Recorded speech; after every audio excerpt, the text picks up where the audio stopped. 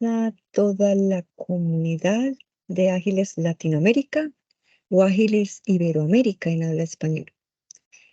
He generado un ciclo de entrevistas para tener invitados a referentes LATAM y hoy desde México tengo un colega, gran maestro para mí y un amigo, Eduardo Guerrero, quien me ha enseñado de una forma muy práctica y muy sencilla sobre la neurociencia. Así pues, Eduardo, bienvenido a tu audiencia y te quiero preguntar, ¿cómo aplica la neurociencia al Agile Coaching? ¿Qué prácticas, técnicas o conceptos nos quieres compartir para que podamos comprender mucho más esta aplicación y la podamos ver antes de llegar a Ágil en Latinoamérica, donde estaremos en una sesión compartiendo este consolidado de esta investigación? Lo estaré enviando por LinkedIn, nombrándote, por supuesto, y dejaremos un complemento, un slide, para que vean este link de esta grabación. Entonces, de nuevo, la pregunta es, ¿cómo aplica la neurociencia al Agile Coaching? ¿Y en qué situaciones, qué prácticas, qué técnicas de la neurociencia son importantes aplicar? Gracias, Eduardo, por venir. Gracias, Rose, por la invitación. Buenos días, buenas tardes, buenas noches a todo el auditorio, quienes estén por aquí. Y bueno, es una pregunta, me parece que muy importante. Y yo me quiero referir a que no solo aplica este tema en el Agile Coaching, pero hagamos un ejercicio sobre este tema porque aplica en la vida diaria 7x24, ¿no? Es un tema donde el ser inteligentes con las emociones, con las decisiones, con todo lo que está en el contexto, en este caso de la agilidad, pues nos va a poner en un lugar distinto de ser más efectivos. Y a mí me gustaría empezar con que todo esto empieza por la manera, quizás, y déjenme hacer aquí algunos diagramas, en que supongamos que esta es una persona y esta persona tiene un punto de vista. Entonces, en ese enfoque podemos ver, y hablemos de la vista de esta persona, que la posibilidad de mirar de esta persona más o menos es del orden de unos 160 grados. Es más o menos de unos 160 grados. Si hiciéramos un esfuerzo visual viendo de frente, probablemente estaríamos llegando a una visión un poquito más amplia, de tal manera que la suma de estas nos daría probablemente unos 170 grados, pero ya con una definición medio borrosa en los laterales, ya no hay una definición tan clara. Eso quiere decir que esta persona en números redondos tiene un campo visual de 170 grados, donde aquí digamos que es su visibilidad, pero hay prácticamente 190 grados en donde no hay visibilidad.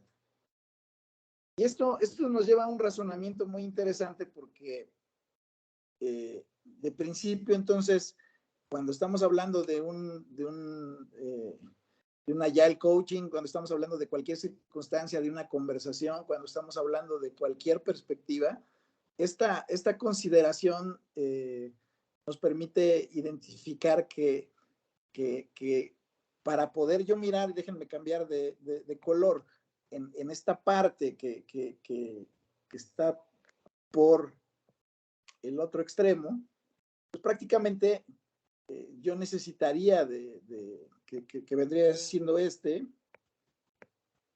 segmento, yo necesitaría de alguien que se pare aquí y me diga qué es lo que está sucediendo aquí. Entonces, empiezo esta conversación de esa manera porque la suma de puntos de vista me permite tener el escenario completo. Entonces, yo no puedo asumir que yo tengo la razón o la verdad absoluta si yo no considero al otro, si yo no considero lo que yo no puedo mirar. Y es un aspecto, y lo voy a poner aquí con letras grandes, que es un asunto de visibilidad. Nuestra visibilidad individual tiene un límite. Y no es que no podamos ver lo otro. Alguien diría, bueno, pues te giras y ya lo ves, pero en términos prácticos, normalmente vamos caminando con esta perspectiva. Entonces, es muy importante esta suma de puntos de vista. ¿Y a dónde nos lleva este escenario de sumar los puntos de vista? Pues me lleva a que las interpretaciones disminuyan. Todo sucede a través de una interpretación. La comunicación, toda la comunicación sucede a través de una interpretación. Cuando yo le doy la posibilidad a la interpretación de tener más datos, más elementos, esa comunicación crece. Entonces, ¿cómo logro esto? Bueno, pues puede ser a través de las preguntas, la interpretación. Si yo pregunto, si yo aclaro, si yo defino cosas que bajen mi interpretación y agranden mi comunicación, probablemente voy a tener perspectivas y eso me va a permitir tomar mejores decisiones. Entonces, hablando de neurociencia, primero es ver que todo va en función de una condición de hasta dónde podemos nosotros tener la visibilidad de lo que tenemos enfrente. Si a esto le sumamos algunos otros aspectos en donde, y aquí voy a permitirme hablar ya un poquito de cómo funciona el cerebro. El cerebro, déjenme usar otro color aquí para distinguir. Nuestro cerebro, aquí tratando de dibujar los dos hemisferios, comúnmente tiene una perspectiva en donde la mayoría de las personas define que el cerebro del lado izquierdo, el cerebro del lado derecho, es un escenario de posibilidades donde, bueno, pues aquí tenemos todo eso, déjenme ponerlo a color, donde tenemos aquí aspectos de muchos colores, que tienen que ver con el aspecto creativo, que tienen que ver con el aspecto pues sensible, que tiene que ver con el aspecto, pues, básicamente la parte, algunos le llamarían la parte blanda, la parte suave, ¿no? Ahorita quitamos esos mitos porque me parece que no es tan aplicable. Y del otro lado viene pues toda la parte racional, toda la parte exacta, toda la parte que tiene que ver con la cuantificación, con algo. Sin embargo, me parece que este es un razonamiento muy limitado, porque el cerebro pues tiene muchísimas posibilidades. Y déjenme darles algunos datos, por ejemplo, de orden muy simple. Resulta que el cerebro tiene una posibilidad o más bien un común denominador de utilización de más o menos el 3%. Entonces, es la capacidad del cerebro que utilizamos. Y resulta que, déjenme usar aquí algunos otros colores para que sea visible. O sea, esta es la capacidad del cerebro, capacidad utilizada. Dirán muchos, oye, pues es muy poco. Bueno, es un dato estadístico promedio y eso quiere decir que tenemos un potencial enorme que descubrir, pero esa es la medición estándar. Por otro lado, resulta que datos estadísticos nos dicen que aproximadamente entre el 85 al 95% del tiempo estamos distraídos. Entonces, imagínense esto, vamos a pensar que un número redondo sea el 90%. O sea, quiere decir que nos queda 10% del tiempo enfocados.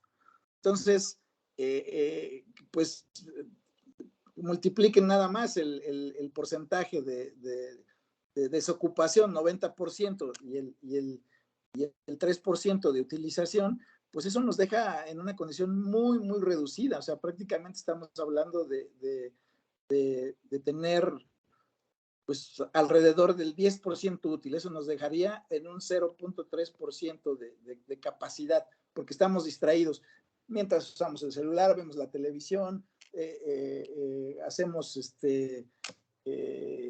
conversaciones que a lo mejor no son que no abonan, que no aportan, cosas que nos distraen simplemente y que solamente somos receptivos, no estamos realmente usando toda la capacidad. Y si a eso le agregamos que normalmente solamente utilizamos el hemisferio izquierdo, o en el caso de los que son zurdos o utilizan otra mano, utilizan el otro hemisferio, pues prácticamente estamos hablando de que estaremos usando el 0.15% de la capacidad del cerebro. Entonces, el primer punto que yo les diría para potenciar esto es, ¿cómo hacemos para eliminar estas distracciones? Dirían, pues es imposible, todo el tiempo estamos en mil cosas. Bueno, quizás, ¿cómo hacemos para recuperar esa capacidad? Entonces, el elemento que le da una potencia enorme al cerebro para recuperar al menos su máxima capacidad de uso es poder hacer una pausa. Entonces, y voy a dibujar aquí el símbolo de la pausa.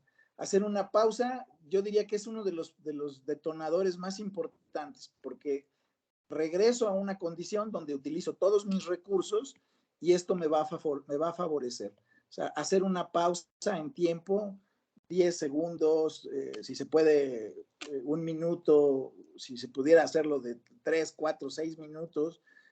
Hacer una pausa es como oxígeno para el cerebro. Entonces, primer punto que yo abono en esto, regresándome a la conversación, es poder bajar la interpretación y aumentar la comunicación a través de sumar puntos de vista. Segundo punto donde yo creo que es importantísimo nutrir a nuestro cerebro es hacer una pausa. Hacer una pausa significa darle tiempo, espacio. ¿Y qué es hacer una pausa? No hacer nada. Simplemente estar en un estado de observación, en un estado de tranquilidad, sin tomar decisiones. Algunos lo pueden hacer respirando, otros los pueden hacer meditando, otros los pueden hacer simplemente sentados. Hay muchísimas maneras de poder hacer una pausa, oyendo música. Entonces, la pausa potencia esta posibilidad.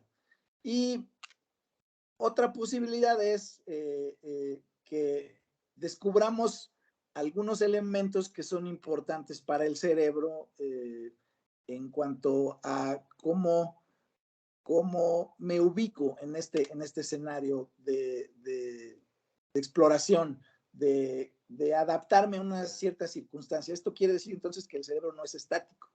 Y en un modelo que está referenciado a precisamente estos estilos de cerebro, que es el modelo de 6 Seconds. Aquí se establecen 3 grandes, déjenme ponerlo, esta primera en azul, esta segunda en rojo y esta tercera línea en verde. Son 3 dimensiones en donde en este contexto podemos definir los estilos de cerebro bajo la cierta aclaración de que precisamente esto describe la neuroplastía de nuestro cerebro. Nos adaptamos a diferentes circunstancias y el aprendizaje a lo largo de todos los años nos ha llevado a esta condición. Entonces, El primer punto está referido a cómo enfocamos, o sea, cómo el cerebro enfoca, cómo utiliza los datos que están presentes para enfocar, y ahorita profundizo un poquito más en esto. Entonces, esto pudiera representar inclusive el qué sucede. O sea, es un poquito respondiendo a la pregunta ¿qué? O sea, me enfoco en una situación, me enfoco en ciertos parámetros y vamos a precisar con más detalle esto qué significa. La otra gran dimensión tiene que ver con cómo decide nuestro cerebro. Y esto respondería a la pregunta del cómo. Y aquí, bueno, pues está ya parámetros que tienen que ver con el contexto, cuáles son los contextos que en este momento a mí me interesan más. Y por último, tiene que ver un tema de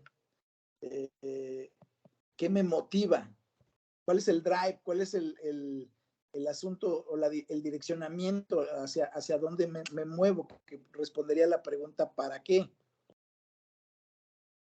Y entonces, en este mundo de exploración, ya el cerebro no se queda solamente con una condición de razonamiento o de creatividad o de emociones o de un asunto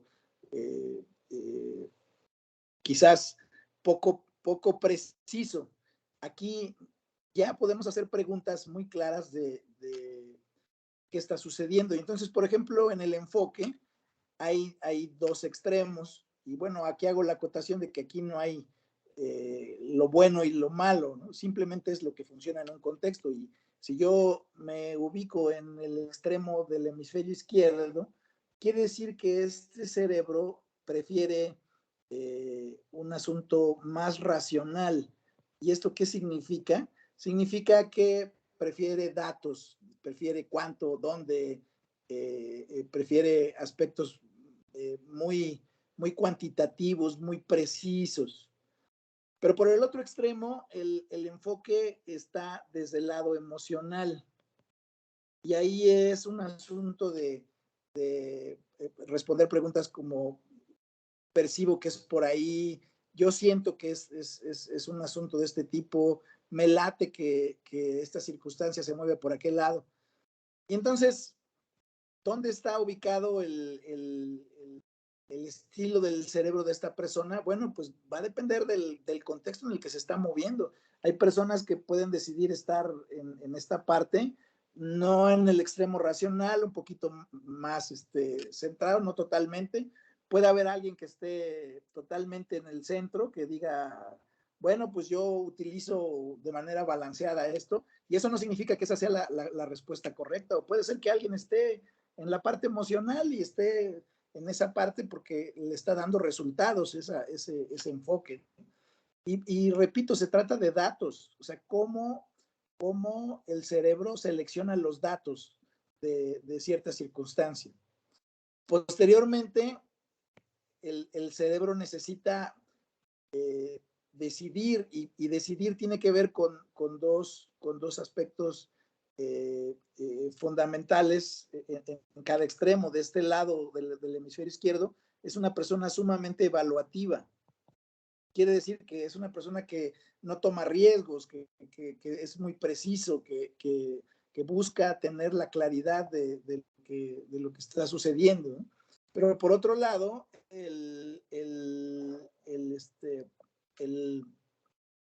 la perspectiva de la decisión es innovadora.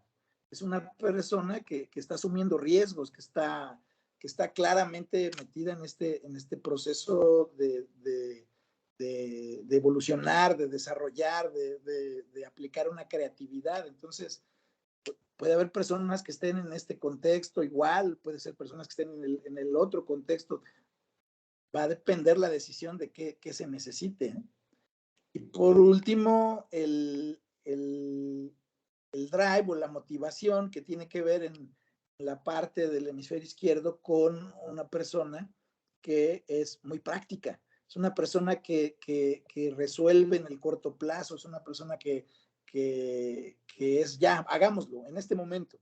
Y por el otro lado, en el hemisferio derecho, es una persona que es idealista, es una persona que persigue un sueño, que ve más a largo plazo, que toma decisiones en este contexto. Entonces, me parece que esa posibilidad de tener estas variables me permite definir, bueno, pues dónde me conviene. Entonces, hagamos un ejemplo. Por ejemplo, si estamos en un equipo ágil, tenemos una circunstancia de un equipo ágil, donde sería lo más práctico tomar decisiones. Por ejemplo, si necesitamos conversar o necesitamos tomar decisiones o necesitamos poner límites, clarificar circunstancias, bueno, ¿dónde me conviene moverme? Y también esto me funciona porque yo puedo tener una perspectiva, quizás yo estoy viendo una perspectiva netamente racional, déjenme usar aquí este color, netamente racional, y la contraparte con la que yo estoy interactuando es netamente emocional. Si yo no percibo, y vuelvo a los puntos de vista que comentamos al principio, que la otra persona utiliza ese canal de comunicación para enfocar, probablemente no logremos empatar circunstancias. Entonces necesitamos movernos, esto se mueve. O sea, esto yo lo puedo mover a través de estar consciente, estar dándome el tiempo, haciendo la pausa para precisar qué se necesita en ese momento. Si las decisiones, necesito tomar riesgos, necesito avanzar, bueno, probablemente necesito moverme a una circunstancia innovadora. Pero por otro lado, si ya tengo muy claro un proceso, si tengo circunstancias muy definidas, quizás no me conviene tomar riesgos y necesito sí tener los cálculos necesarios y decidir qué voy a hacer y mi posibilidad de falla pues seguramente se va a minimizar si yo hago toda esa evaluación y tengo poco riesgo.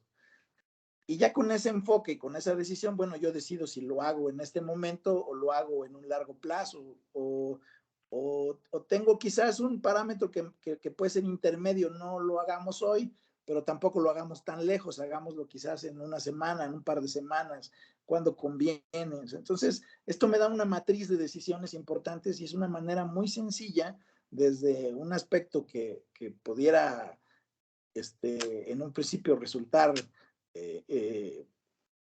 muy abstracto a resultar, a ponerlo de manera muy sencilla, aplicable al día a día.